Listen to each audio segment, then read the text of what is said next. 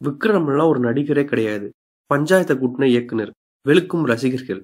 Cyan என்று அன்போடு ரசிகர்களால் அழைக்கப்படும் விக்ரம், இந்திய அளவில் சிறந்த நடிகர் என்று பெயர் எடுத்தவர். அவரது நடிப்பில் கடைசியாக பொன்னியின் செல்வன் 2 வெளியானது. விரைவில் தங்கலான் திரைப்படம் வெளியாக இருக்கிறது. இந்த சூழலில் விக்ரம் குறித்து இயக்குனர் ராஜகுமாரன் பேசியிருக்கும் விஷயம் இணையதளத்தில் பேசுபொருளாகியுள்ளது. விக்ரம் பல போராட்டங்களை கடந்து சினிமாவில் வென்றவர். பாலா இயக்கத்தில் வெளியான சேது திரைப்படம் அவருக்கு வாழ்க்கை கொடுத்தது. அந்த படத்திலிருந்து விக்ரமின் திரை வாழ்க்கை ஆரம்பித்தது. இன்று வரை சக்சஸ்ஃபுல்லாக போய்க் கொண்டிருக்கிறது. எந்த கதாபாத்திரம் கொடுத்தாலும் அதுவாகவே மாறிவிடும் வல்லமை கொண்டவர் விக்ரம். அதனாலேயே அவருக்கு மற்ற நடிகர்களின் ரசிகர்கள் கூட ரசிகர்களாக இருப்பார்கள். சொல்லப்போனால் குறைந்த அளவு ஹேட்டர்ஸ் கொண்ட ஒரே நடிகர் விக்ரம் மட்டும்தான். அவரது நடிப்பில் கடைசியாக பொன்னியின் செல்வன் 2 திரைப்படம் வெளியானது.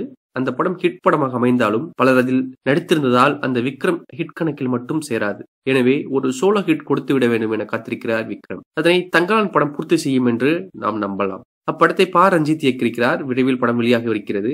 நிச்சயம் அப்படம் விக்ரமுக்கும் தமிழ் சினிமாவுக்கும் இன்னொரு அடையாளமாக இருக்கும் என்பதில் எந்த சந்தேகமும் இல்லை. அதே போலதான் தங்கலாவின் டீசர், மேக்கிங் வீடியோவை எல்லாம் பார்க்கும் பொழுது விக்ரமின் உழைப்பும் நடிப்பும் பிரமிக்க வைக்கிறது. இந்நிலையில் இயக்குனர் நடிகை தேவயானின் கணவருமான ராஜகுமாரன் விக்ரம் குறித்து பேசியிருக்கும் விஷயம் இணையத்தில் ட்ரெண்டாகியுள்ளது. அவர் அளித்த நேர்காணல் ஒன்றில், பின்னுக்கும் மண்ணுக்கும் விக்ரம் நடித்த போது எனக்கும் அவருக்கும் எந்த ஒரு பிரச்சனையும் இல்லை.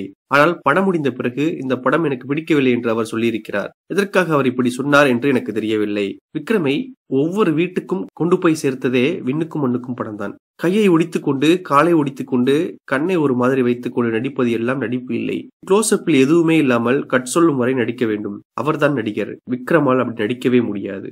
விக்ரம் சிறந்த நடிகர் என்று நான் ஒத்துக்கொள்ளவே மாட்டேன். ஒன்று கமல்ஹாசன் மாதிரி நடிப்பார், இல்லை ரஜினிகாந்தன் மாதிரி நடிப்பார். இதை தாண்டி அவருக்கு ஒரு நடிப்பும் தெரியாது. இந்த இரண்டையும் தாண்டி விக்ரம் நடித்தார் என்று பார்த்தீர்கள் என்றால், மீசையை எடுத்துக்கொண்டு, மொட்டையை அடித்துக்கொண்டு, காலை உடைத்துக் கொண்டு, கையை உடைத்துக் கொண்டு நடந்து போக சொன்னால் நடந்து போவார். ஆனால் பிளைனா மேக்கப்பே இல்லாமல் நின்ன இடத்தில் கட் சொல்லும் வரைக்கும் ஒரு நடிகராக என்ன ரியாக்ஷன் கொடுக்க வேண்டும் என்று விக்ரமுக்கு சுத்தமாக தெரியாது. எனது படத்தில் அவருக்கு அப்படி ஒரு பிரச்சனை இருந்தது என்றார். அவர் இந்த பேட்டியை ரசிகர்கள் ராஜகுமாரனை வெளுத்து வருகிறார்கள். அதாவது விக்ரமுக்கு நடிக்க தெரியாது என்று ராஜகுமாரன் சொல்லும் அளவுக்கு அவர் ஒன்றும் பெரிய இயக்குனர் கிடையாது.